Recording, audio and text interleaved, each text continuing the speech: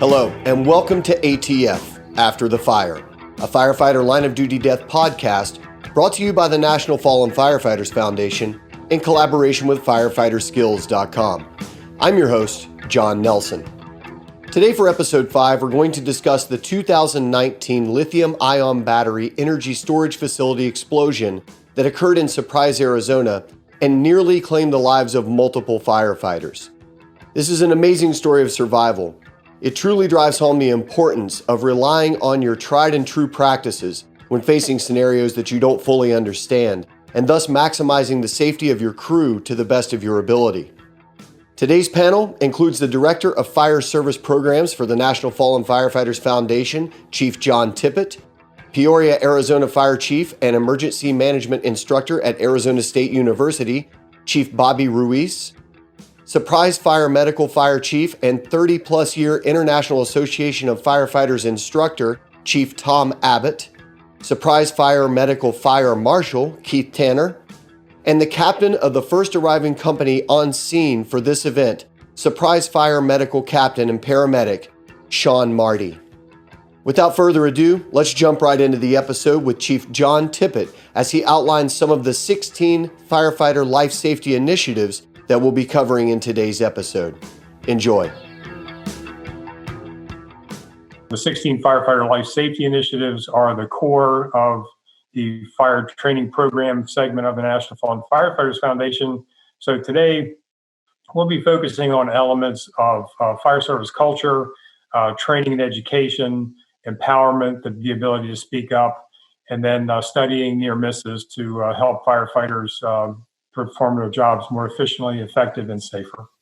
Captain Shawn Marty, the first arriving company officer that day in 2019, recalled some of his prior exposure and training to lithium-ion batteries in their storage facilities.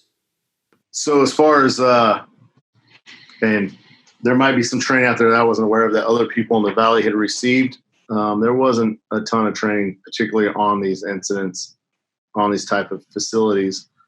I remember going through a hazmat when I was on that day. I was on a non-technical crew, but I do remember having some form of training on batteries at some point with hazmat, and then also I used to work a side job where it was at Tippett Proving Grounds, and they have we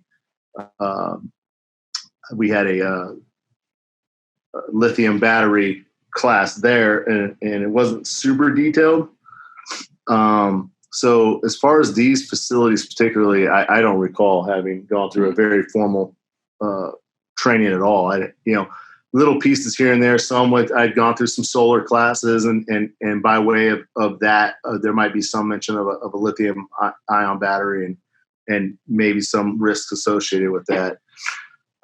But there was nothing very specific on that for that form of training. So arriving on scene when I first got there and finding out that that's what I had and it was inside of a closed structure, it was kind of one of those brain pain moments where you're like, come on, I know a little bit about this. I'm trying to activate my brain to there's something bad about that, and I'm not quite sure what it is, and I'm trying to remember what it was, and you're trying to do it in the first 30 seconds you're there. So that, as far as training, no, there was no. On batteries themselves, no, not a lot of, it was always isolate the battery and move on. Or if it's on fire, burned out. I've had electric car fires that were that we put out that were just done. They completely cooked all the way through. How about for any of you other guys, any training directly with lithium-ion plants or those cabinets or buildings or anything? There was.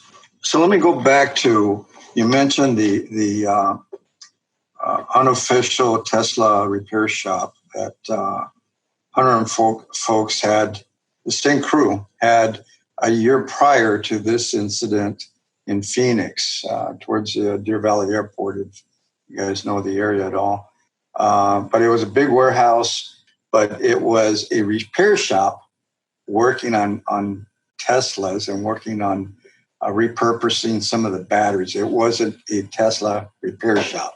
So to make that clear, they had an incident there. They had a fire, and one of the Teslas was that they were repurposing some batteries and replacing. Got on fire. You had some runaway going, and so they got there. And when they first arrived there, they had one Tesla on fire, and was already starting to conflagrate into another Tesla, and so they went in. They were going to put some water on it. I think they didn't do much. They backed out, went in a couple of times. They got on the phone with a Tesla chemist, and so they told them what they had, and the chemist told them, back out and just let it burn. And so they said, well, there's another 15 to 17 Teslas in the building. You want us to try to save those? He said, no. And he says, well, what about the building? Let that burn too. Well, in retrospect, it was kind of easy for them to say that because it wasn't their building. It wasn't their vehicle. So, so they let it burn and burn to the ground.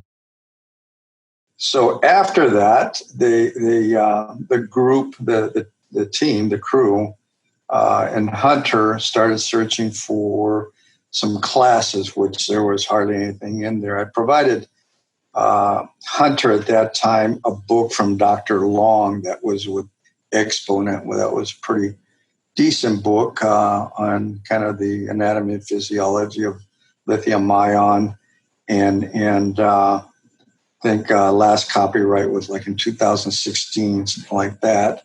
And then they went online and read whatever they could. And Sandia Labs had something on YouTube. And it was minimal, very minimal.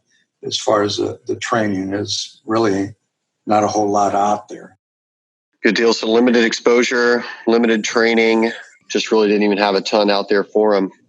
Let's go into knowledge of the actual location, pre-planning, its location as it relates to the actual district, and then also maybe kind of tying this back into the Ricky Pierce LODD and the fact that these guys responded in 1984 to a place that wasn't even in Phoenix's first end. So maybe if you guys could elaborate on the pre-planning and knowledge of the actual location portion of this. So as far as pre-planning for that building, we hadn't done any. And one of the reasons is it's a part of the utility station. And I drove past that building. It was in my first due. And I'll be honest, I thought it was like a construction, some kind of, you ever see like the trailers at a construction site? Because it's just a metal box they had the chillers on the side. Like a very large Connex box or a construction trailer, like a hybrid between the two. I thought it was that or some form of generating equipment itself. I never really thought much of it because it wasn't even inside. So there was a APS, which is our utility company substation there, and it was on the outside of that fence. Maybe at best it was some form of like little modular office. And as far as the city goes, I don't think the city was ever notified that they had either put that in, that facility even in. So, like I said, I drove past that building quite a bit, but never thought much about it. To me, it was the substation. It was always something that you concerned yourself with, not this building off to the side. What is APS? It's the Arizona Public Service Company. That's the utility company that's been around. I think back in the 40s, it was called Edison Light or Edison Electric, something to that effect. So it's been around for 80, 90 years, whatever it is. But from the City of Surprise perspective, APS followed code, and we were under the 2012 International Building Code and International Fire Code at that time. They came in 2017, pulled a permit to build a fence and put in a slab of concrete. They were not required to come back and pull a building permit for the actual site itself, the container that they put all the lithium-ion batteries in. So they complied with the code as it was.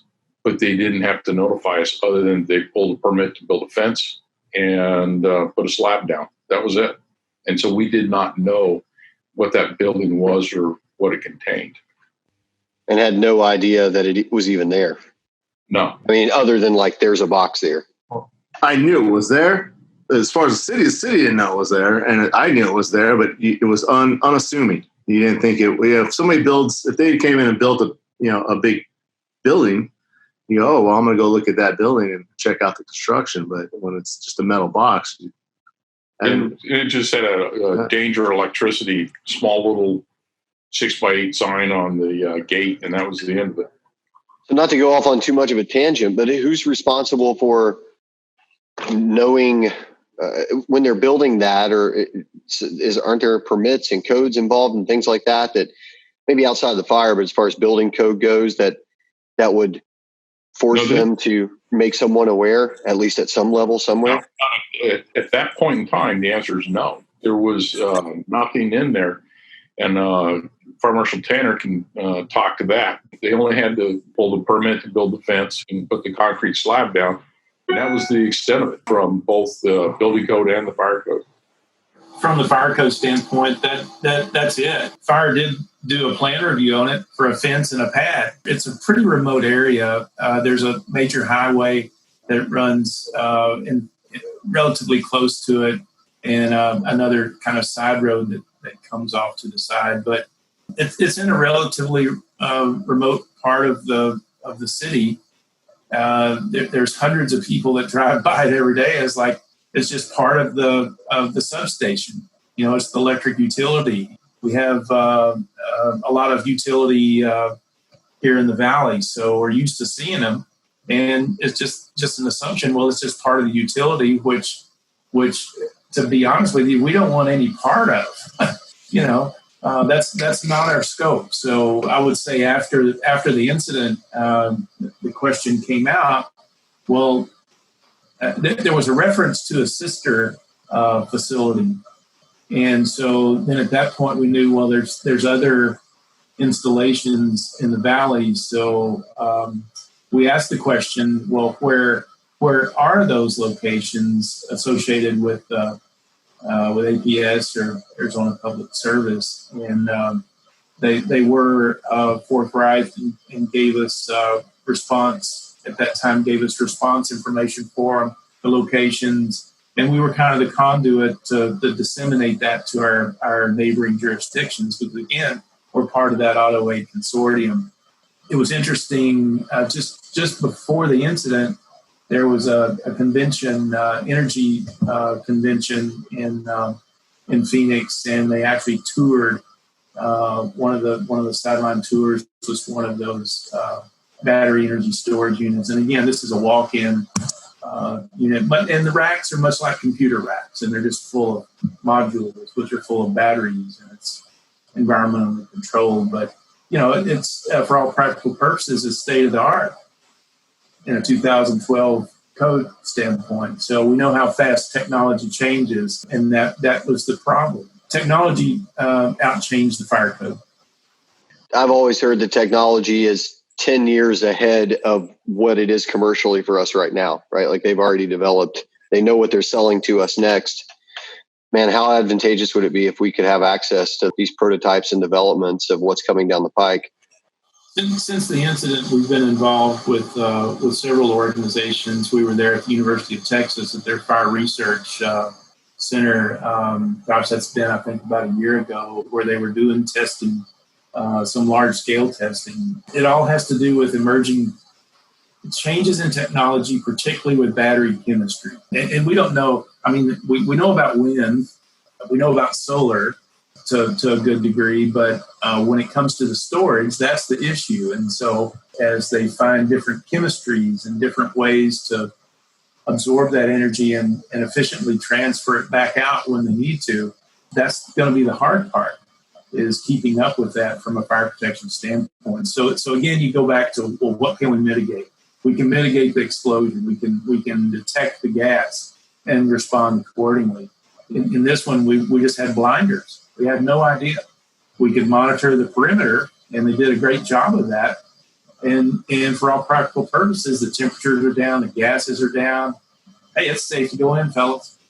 Captain Marty, if you could just start us off with date, time, setting of the incident, what you guys were doing when the call came out, and set the stage for us, and then move us into the call and how things developed. Starting from the top, it was April 19th. It was later in the afternoon. We were getting ready to make dinner. I don't remember the exact time. We got a call for check smoke in the area. And that was April. So we'd already, the previous couple tours, we ran several brush fires. So passerby on Grand Avenue had called in to check smoke. So engine 304 is 4-man staffing, and we co-man a tanker and a brush truck because we do rural interface. So when the call came out, we took all 3 vehicles just in case it was a brush fire. So I had my 4-man crew spread out across the three different, me and the engineer, a driver operator, were in the engine, and my 2 firefighters, one was in the brush truck and the other one was responding to the tender. The incident is on Grand Avenue, and Grand Avenue runs to the northwest, and we were going in northwest direction along Grand Avenue, at 60 miles an hour. That's the rate of speed there. And we coming up to Deer Valley, because that's where the incident had kicked out by the driver. That's the last known location that we had. Going up to Deer Valley, the intersection of Deer Valley and Grand Avenue, we drove past the facility and saw that's where the smoke was coming from. And it was, kind of low-hanging, whitish brown smoke. Yeah, could be a brush fire. And I seen a contractor's van out front, and that's another common cause. It was all kind of adding up to that's probably contractor working on a fence, welding on something, started a brush fire.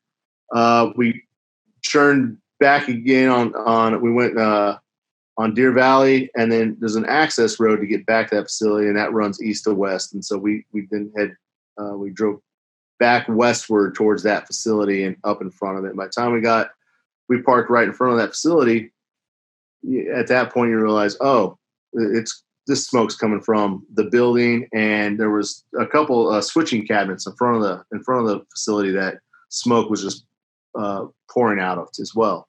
Smoke was coming out of everything on that building when we first pulled up, and the contractor, he came walking up to my door. He's kind of excited, and he said, "Hey, I don't have my keys to the gate. I need you to cut the gate."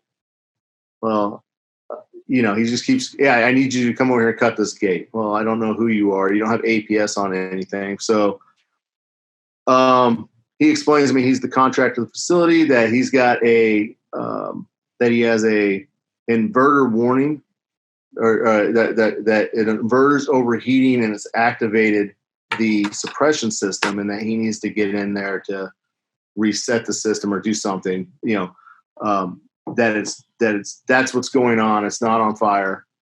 We suit out, and now I tell my crew, "Hey, pull a hand line and bring me some irons." And I walk over and we cut the gate. Me and the engineer cut the gate, throw it open. I tell the contractor that he's not coming into the facility, that he stays out. And before I go in, I say, "Hey, what's in this facility?" And he says it's lithium-ion batteries storage. I know that, that's one of those things that's kind of rattling in your brain, or in my brain, going, there's something really important about that. What was it? And so real quick, when my crew's pulling stuff, I do a 360 just to kind of see there's these chillers on the outside. Is there something that can explain what I'm seeing? There's no life hazard. There's no real risk of it extending if it is on fire to anything else. So we're not moving real fast, but I want to solve the customer's problem. But I also need to see something that can explain what I'm seeing. So I do a quick 360. It's not a big building, so it took maybe 30 seconds. Couldn't see any real information that would suggest that maybe one of the, like a blower motor or something burned out. Got back to the door. My crew met me at the door. They had the hand line and irons. And by then we're not going in this building. And it wasn't super clear, but I was remembering, hydrogen, cyanide, hydrogen fluoride, these can be in this. So I told the crew, we're going to back out and I wanted to create a 300-foot perimeter for unknown. Went back out to the access road and told my crew we have to move these vehicles and to move the engine down the road and pull the second hand line off and get me connect for an extended lay. We have 2 cross lays of 200 foot each that would give me 400 feet. I could get outside my perimeter of the engine.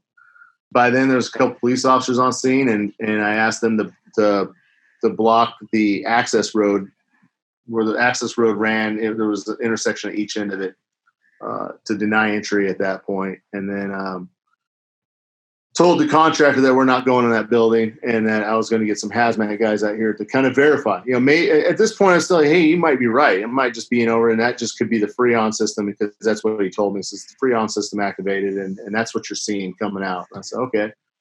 But there could be something else, and I don't have anything here to determine that. So at that time, I called alarm and asked them to, give me the battalion chief because he's going to want to know about this. So I asked for battalion chief and hazmat truck, thinking I'd get our company, and at that point maybe get some guys there, some meters, and see if we can figure out what's going on. They were on a medical call, so that's why we received Peoria, Peoria's hazmat team.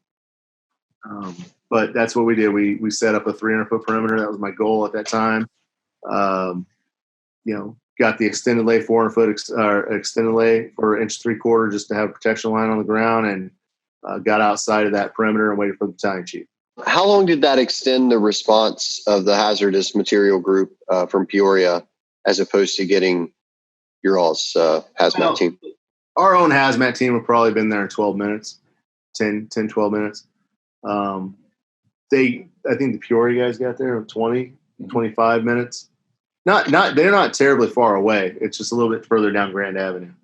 Did you see any, when you were, doing your 360 setting up perimeter and pulling hose lines and stuff, was the fire behaving any differently or the smoke behaving any differently as the call progressed? No, it was pretty constant at that time. So, when you talk about from the time I got on scene to the time that we started moving apparatus and trying to set that perimeter, I don't know the exact time, but it wasn't more than a couple minutes. It was a pretty quick decision. Right?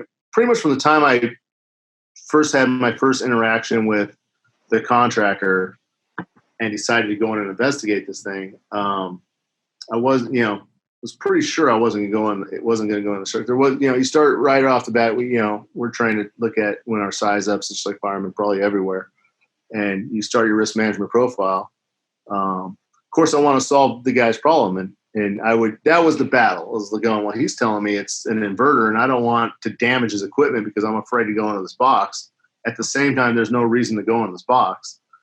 And then, at the point where I was doing that 360, I was thinking about lithium-ion batteries and trying to grasp at anything I'd ever been taught about them. And that's when I started thinking about some of the toxic gases that could be produced. And that's, as soon as I realized that, like, absolutely not, we're not going inside the structure.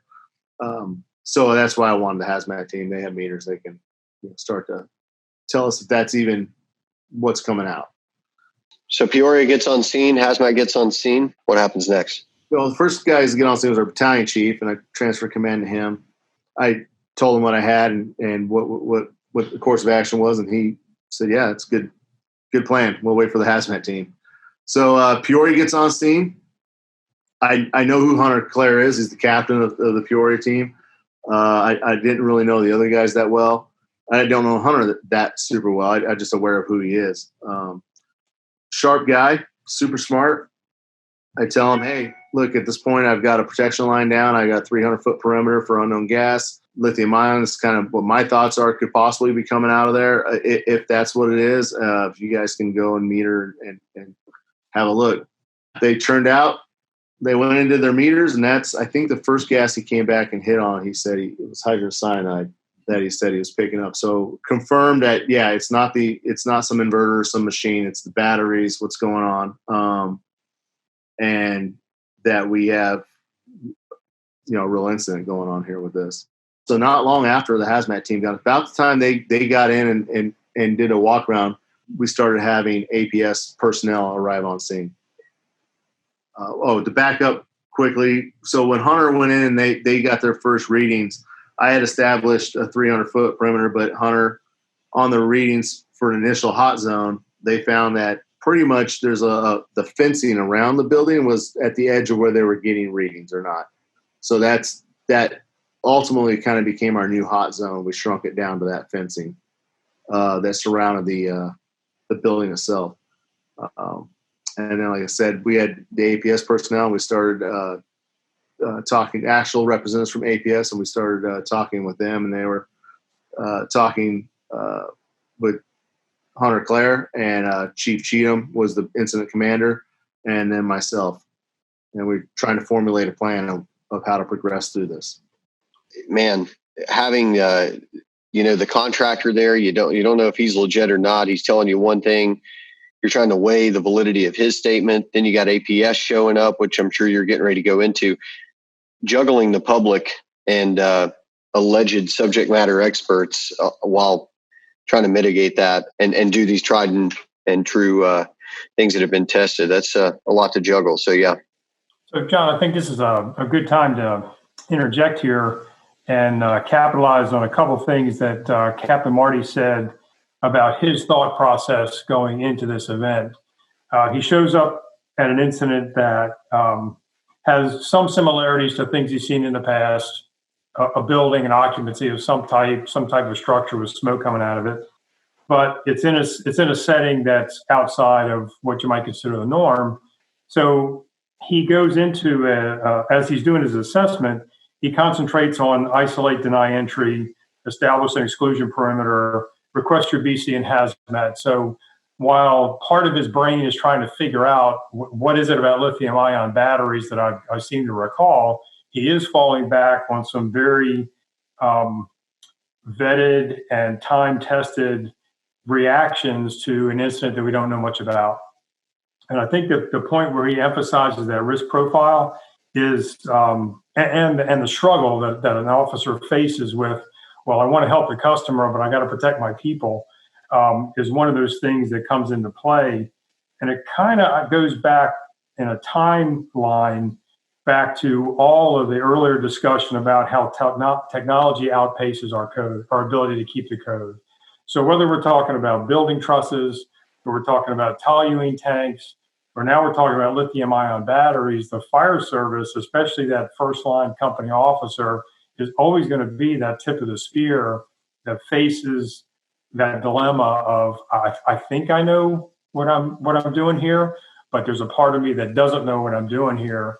And I think the captain is to really be complimented for falling back on some very basic elements of how to protect his people while he's trying to figure out what to do best for the community. So, Captain, nice job there.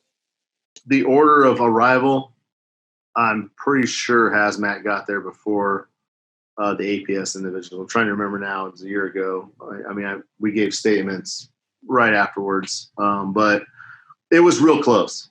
There might have been a couple additional employees that showed up and were parked down the street. I can't remember, but Hazmat was on scene when I first made contact with the bigwig on scene, and I remember.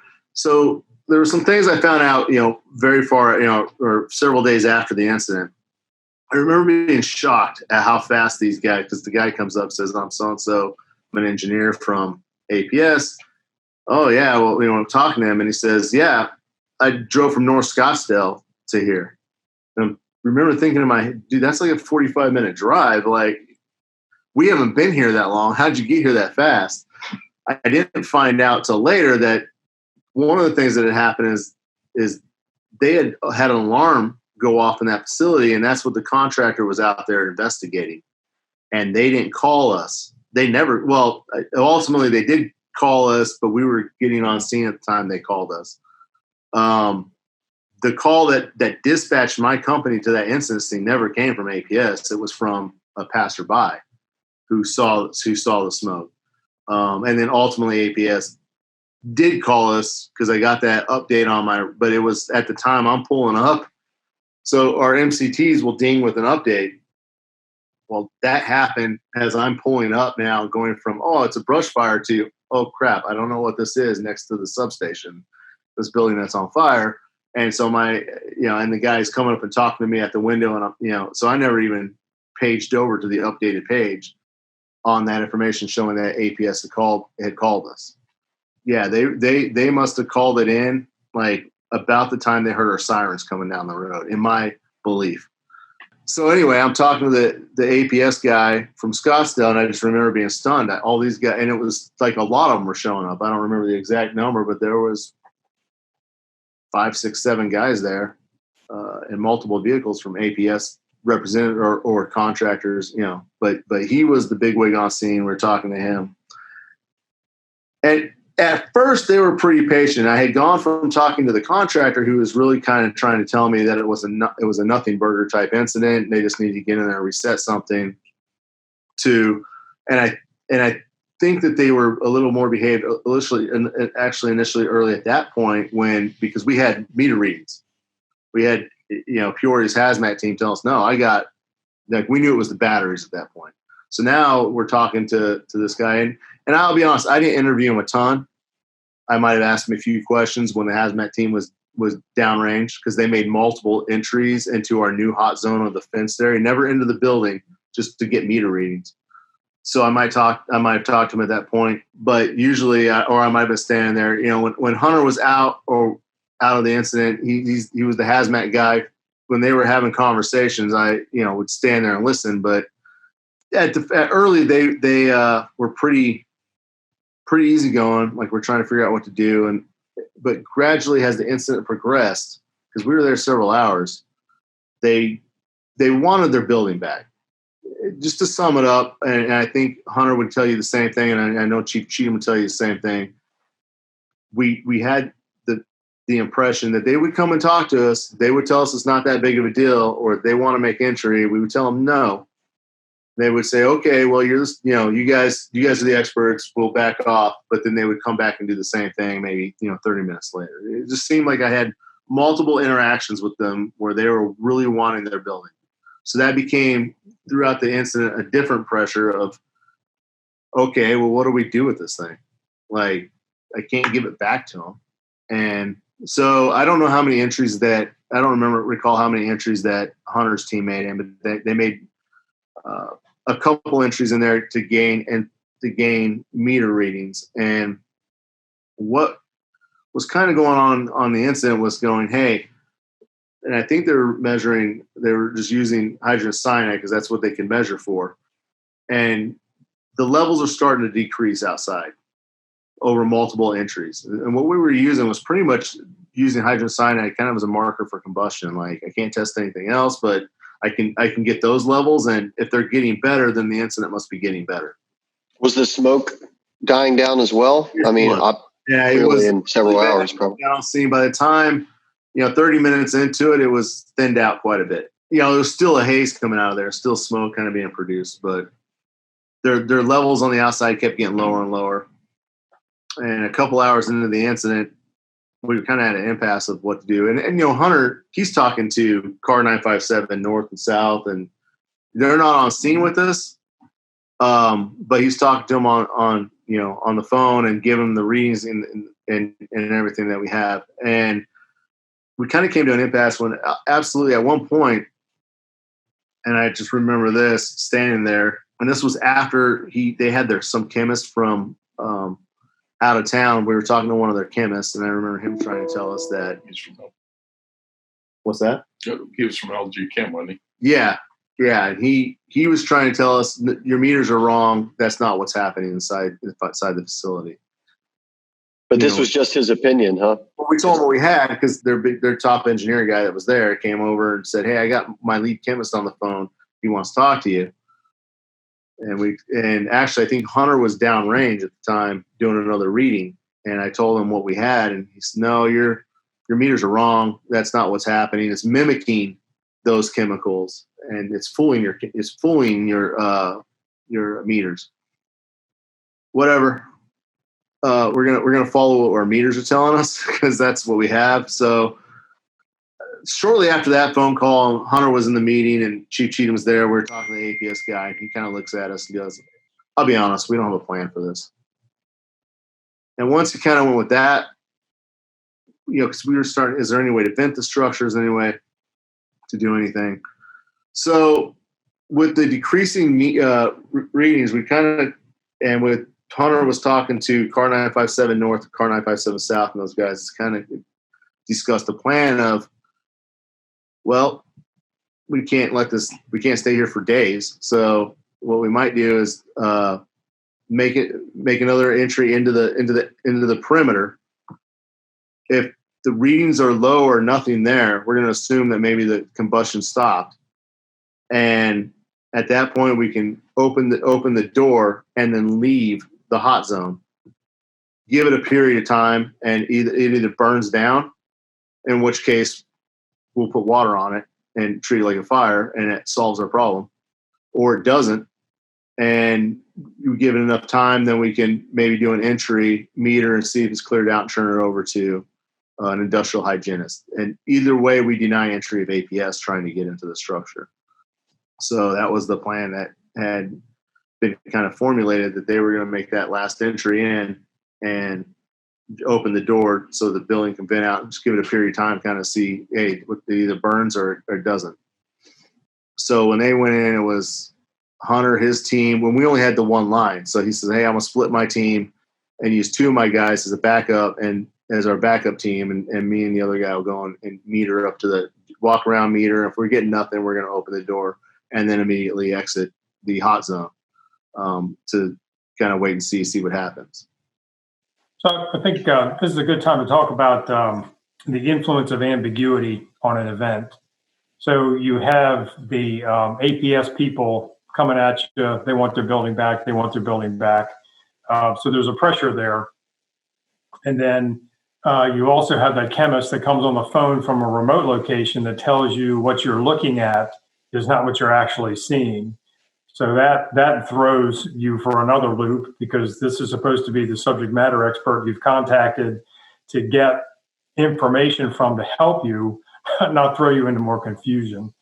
So I think, again, Captain, I got to hand it to you for your candor and being able to lay out how these things unfold and giving the fire service the benefit of your experience and having the next fire officer that faces this have in the back of their mind that when these elements are coming into them, to be alert for an ambiguous situation where my meter tells me one thing, but this person tells me another. The pressure of the building owner wanting their property back, because that's been a constant in a lot of firefighter fatality events as well, where the building owner wants the fire department to take care of things, wrap it up in a nice package, and then get out of the way, because it's costing them money for the fire department to do what they're supposed to be doing. So, again, critical point there, the influence of ambiguity, how you're forced to try to make sense out of things that aren't making sense at the moment. And then when you get to a point of, well, yeah, as the readings are getting better, you would think that would mean the situation was getting better. On an event that we don't really have all the facts on. So I think that that's a critical point there. Being alert for ambiguous situations and what that means to outcomes is pretty important there. So thanks for sharing that as well.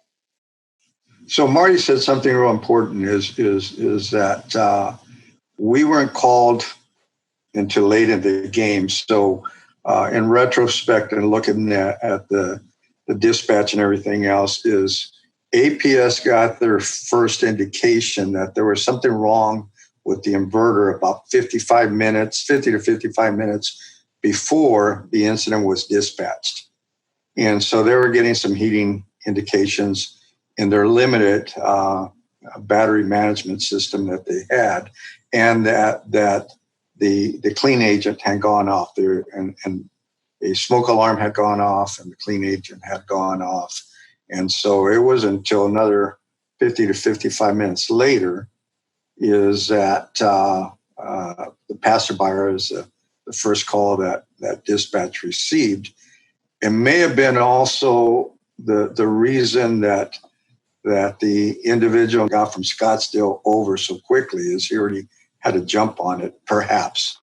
So anyway, when Hunter and folks got there, one of the things a couple of things that they indicated. One was the smoke. They described it as a heavy white fog on the ground and extending about 2-3 feet off the ground and extending outside of the fenced area and out as far as 50 to 100 feet in some areas as the wind was blowing.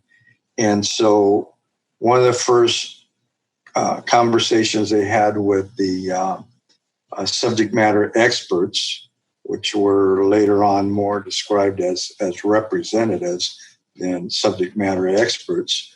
And I say that because I had a chance to talk to them after the incident, a couple of weeks after, and they were electrical engineers, didn't know much, didn't appear to know much about battery systems, and certainly didn't seem to know much about runaway. And so they knew a whole lot about electricity, but that was kind of the extent and kind of was indicated on the scene.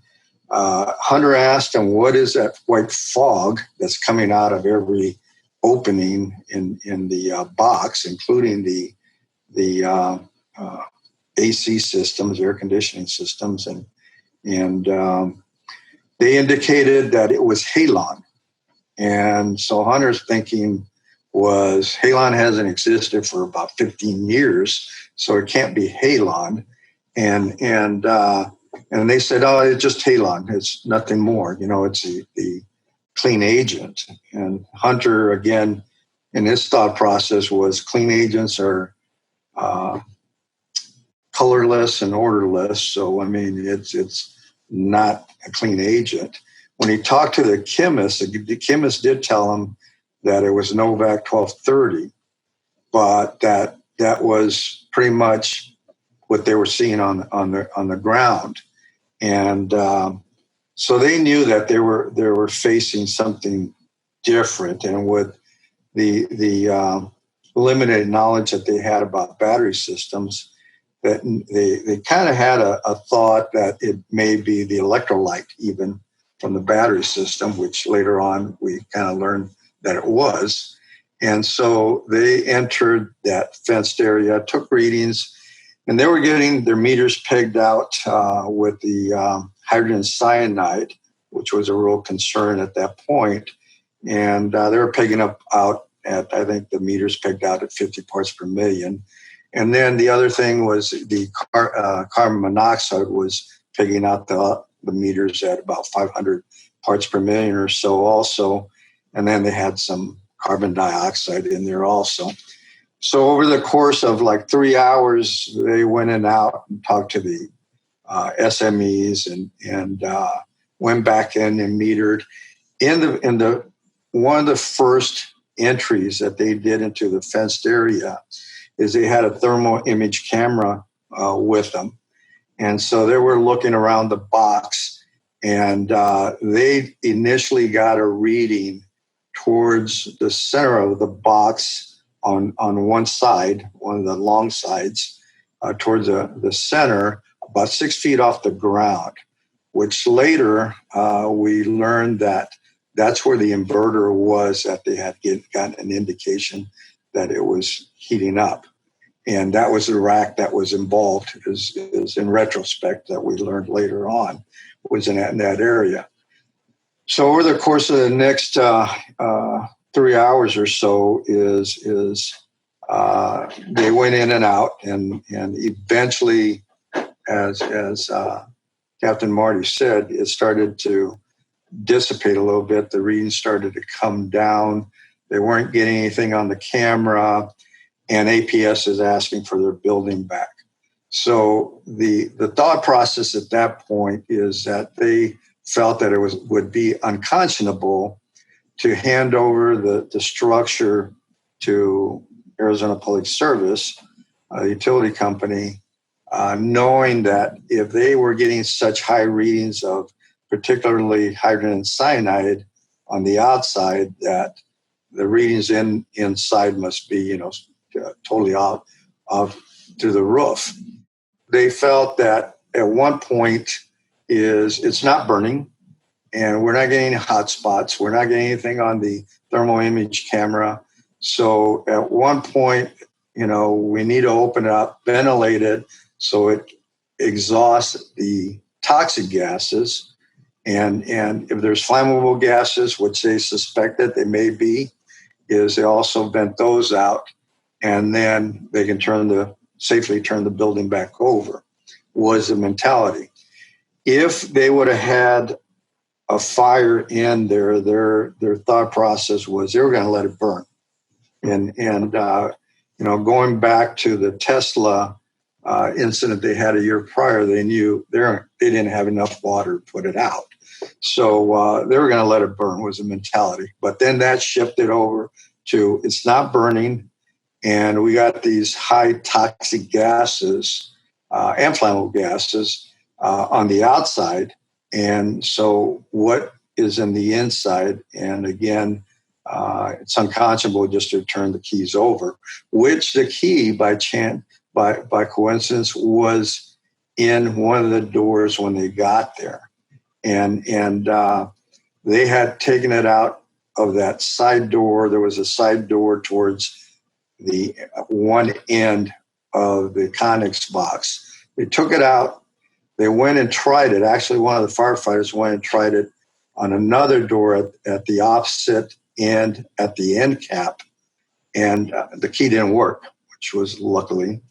And so they come back, and like I say, after about 3 hours, they decided that they would have somebody on the hose line.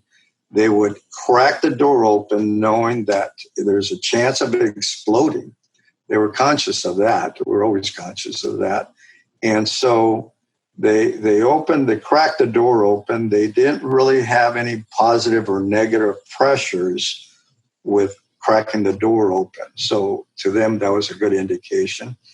They opened the door slowly, and they completely open it up.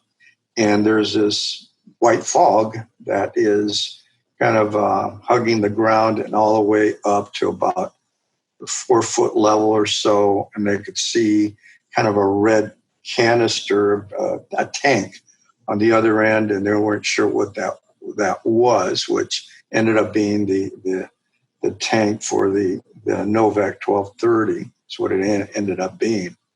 But they started to take readings there, and they were getting still very high readings of hydrogen cyanide, kind of peak, just tapping the meters out, and the carbon monoxide. They had put in their meters the chip for hydrogen, trying to get pure hydrogen readings. They weren't getting pure hydrogen readings. They recalibrated 3 times during the time between they opened the door and the explosion. And Hunter's estimate was that it was about 30 or 45 seconds every time they recalibrated. They also had some Draeger tubes that we still keep around for kind of situations like that. And they weren't really getting any hydrogen readings or any other readings off of that, which may have been cross-contamination. But at one point, Hunter, about 3 minutes into it, takes out the thermal imaging camera and sticks it, around the corner while he's standing at the threshold of the door. And he gets a reading of about 104 degrees, which is nothing unusual for that time of year in Phoenix, Arizona, in a hot box. So he reports it over the air to dispatch. And just a couple of seconds later is when engine 304 calls a mayday. And they're blown through underneath the fence and about 75 feet from the door of where the explosion took place. And it also blew the other door on the end cap off the hinges and stuff. Captain Marty, you were there. Can you kind of walk us through that last part there? where were you at in vicinity to it, and kind of what was your perspective right before you guys called the Mayday and then into the Mayday? Back up to when they made that last entry. So I talked to Hunter because we were going to back them up online. And that's when we made the decision that he was going to split his crew and put 2 of his guys on the backup line. 2 guys go in. Thought process being that there was no need to expose us if they were just going to go in and then open up the building and leave. And then we would kind of determine what happened as to where we would go from there. So like where the battalion truck, and I don't think it was quite 300 yards away. It was probably 275 or somewhere, wherever that was parked, from the front entrance to the gated facility where you go in. And so that's where we were. It was next to the battalion truck because they took our hand line and ventured into the structure. And then while they were there, and what I hadn't even processed was my engineer comes over, and I'm watching them walk into the hot zone and says, "Hey, I should probably turn the truck back on so they have pump line." I'm like, "Yeah, that'd be a really good idea to make happen right now." So he walks down the access road because our pumper's on the other side. We're on the east side next to the battalion chief. The pumper they're pulling the hand line off of was on the other side, on the east side. So he goes over and he's standing at the pump panel. He gets there and makes sure they have water pressure. So it's me and my other 2 firefighters by the battalion chief truck. And I know when he opened the door, because you could see an increase from what I saw was an increased smoke production, but there was like a light on that side. So the smoke coming up was backlit. You could see it glowing as it came, not glowing, but reflecting light as it came up.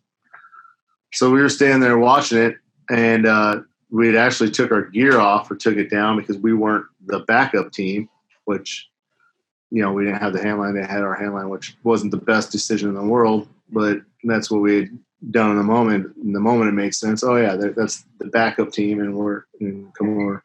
So we'd opened our coats and everything, took SCBAs off, and then I remember when the door opened. Not that much time had gone by, and I started walking over to talk to the battalion chief, who was incident commander. I could hear the radio traffic, and I heard the radio traffic that the temperature, I think inside was 104 degrees or 105 degrees, somewhere in there, inside that facility or inside the building. And so I was walking by the battalion chief up to his window at about the time the explosion happened. And then, so when the explosion happened, it was loud and concussive. It sounded like an artillery round going off. It was very violent explosion, very sudden, violent explosion.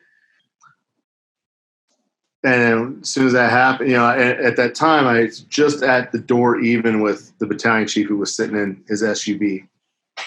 And just the sudden explosion, and the battalion safety officer sitting in it is immediately declared a Mayday. And I remember being impressed by how fast he just declared a Mayday. And so he starts declaring a Mayday, and battalion Chief Cheatham says, "Go get him." And so we're on our way, Chief, and we started throwing down on my SCBA with my crews. We went down to down the access road to the front end.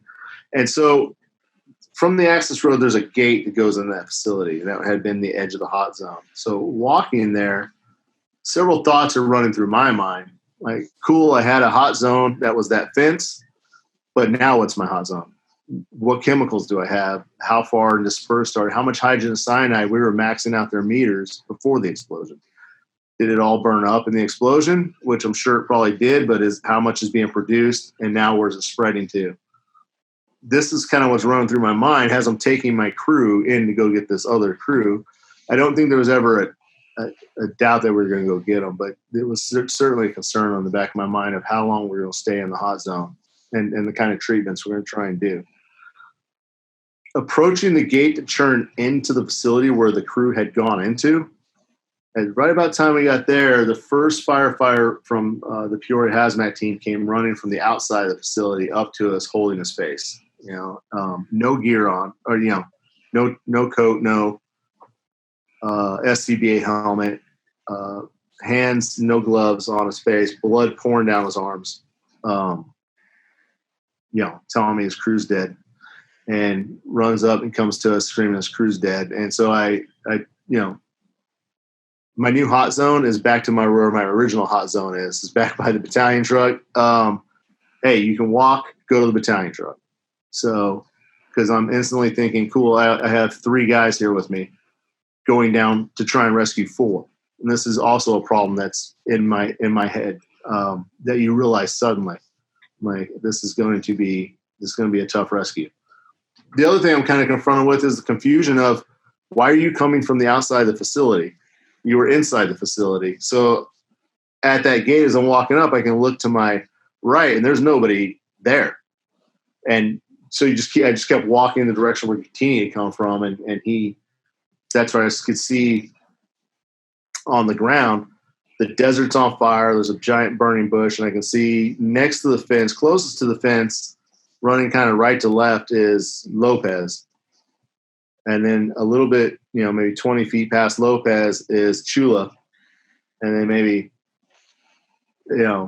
like they said, 75 feet away, kind of in a fetal position up underneath this burning tree, is Captain Claire. So I go to Claire. My crew goes. Shawn and Clint, my 2 firefighters, go to Lopez. And Shawn, his background is he's a flight medic. Very, very, very good medic. He's been a flight medic for years. I go to Hunter. And as I reach Hunter and they reach Lopez, Chula is the firefighter in between. He gets up and starts staggering, kind of falling left to right, but he can get up and move. And I yell to him to go to the battalion truck because I just reduced my rescue profile by 50%. So I start assessing Hunter. He's in bad shape, real bad shape. Again, he's not wearing any protective, like all his protective clothing's gone. He's got his bunker gear on, but his SCBA is gone, his helmet's gone, his gloves are gone. At that time, firefighter Colin yells over to me and says, hey, Captain, this guy needs an airway now. He has thermal burns. So I'm a paramedic. I know that you're racing you have seconds, not minutes, to deal with thermal burns, to get a tube. Okay. You guys, Clint and Shawn, you take Lopez. There's 2 of you on one. You get him out. We're going to the battalion truck.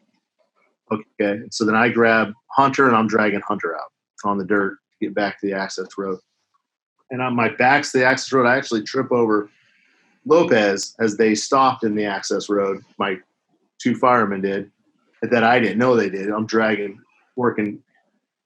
walking backwards, and so I actually kind of spill over on them. So what had happened was Shawn reached the access road. My engineer that I said was at the fire truck, saw the explosion, saw us going in. So heads up, in his mind, he grabs, I'm going to start setting out the boxes. We didn't have a chance to communicate that's not really where I wanted to do treatment on that access road, but he's running ahead of the game. So I look over at Shawn. We got boxes. Shawn's like, he needs an airway now. So, okay. Then let's do it. We got the boxes here. I don't want to really do it here, but let's do it. And so we start to set up to get an airway there. And Lopez is fighting us. I have to pry Lopez's fingers off of Shawn's mask. He's got Shawn by the mat. These guys they're all concussed, and they're type A personalities. They're firemen. They're not good patients. So all of them fought us through this whole entire, without going into a lot of stories, the entire getting Hunter to the road was a fight. Them getting Lopez out was, so they're fighting us. And that's something you don't train on when you do firefighter rescue mayday drills, that they're going to fight you tooth and nail because they want to get to their crew. Every one of them was going, I want to get to my crew. And they're wanting to help their crew members out. And they don't know they're confused. They don't know what's happening. But, they have that drive to want to help. We start to unmask to do an airway right there on the access road. And that's when Shawn looks over, because he's facing the building, because he's at Lopez's head. And he says, should I be worried about that? And that's when I turn around, and a very large white cloud is now reemerging from that structure and drifting towards us. And it says, yeah, negative. we're not doing the airway here. To make it move faster, I left Clint with Hunter, me, Shawn, and Tim Penner picked up Lopez so we can just do it faster, just get him off the ground, and carried him to the battalion truck.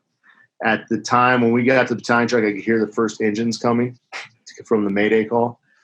And then while I left them with Lopez, I went back and back up with Clint and picked up Hunter Clare with me, and Clint carried Hunter Clare out.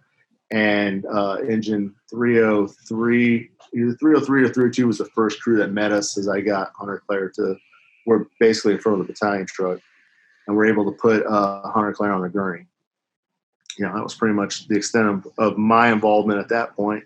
It kind of became initially too, I was trying to make sure I had a patient count, what crews were with what patients, and it, going into that became a little confusing because crews had split up to go treat guys that were coming in on the response. So I didn't know which crews particularly were treating which guys. And to add a little more to that, Chula and Gutini kept trying to come back into the mix. So at one point we actually had the officers hold them down, but so they weren't necessarily in the treatment area where the other guys were.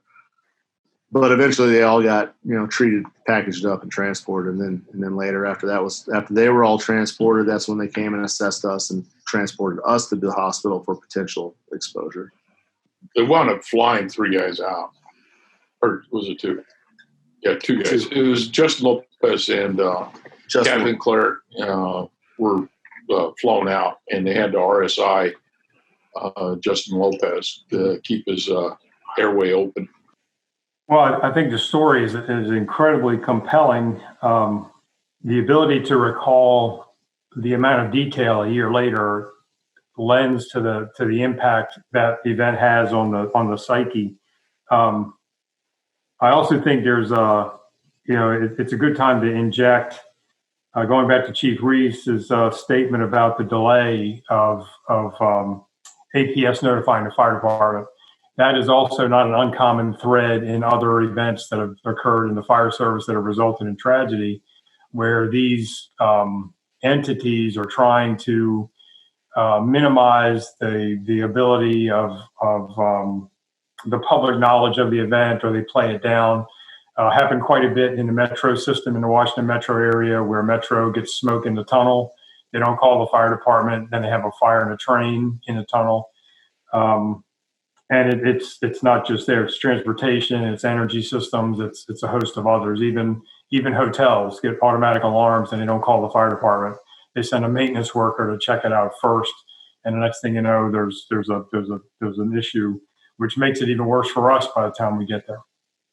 So I also, again, Captain Marty and I have never met, but I want to point out his presence of mind that once the Mayday went out, and then his course of action in encountering the crew in distress, and then being able to extricate either direct the walking wounded to a location, and then actually initiate treatment and the extrication itself. So it's like he said, the firefighter Mayday training I was involved in always involves a firefighter who's unconscious, which is everybody worries about the blob. How do you get the blob moving?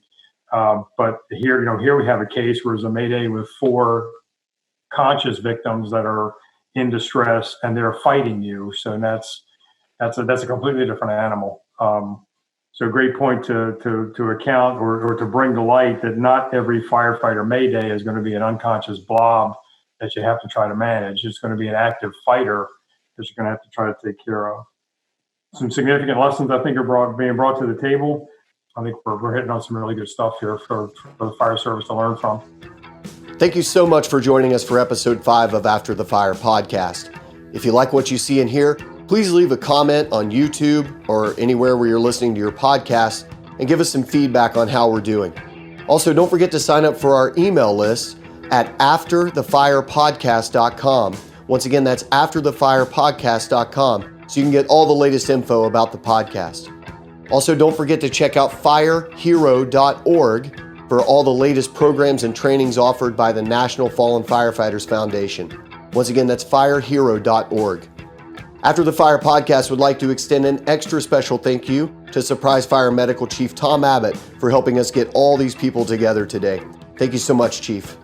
Join us for episode 6, which is part 2 of this discussion, where we delve a little deeper into the cause of this explosion, and the panel reflects on direct takeaways and the lessons learned. And we also discuss what the future of emerging technologies such as energy storage facilities holds for us firefighters. Until then, take care of yourself, take care of each other, and we'll see you after the fire.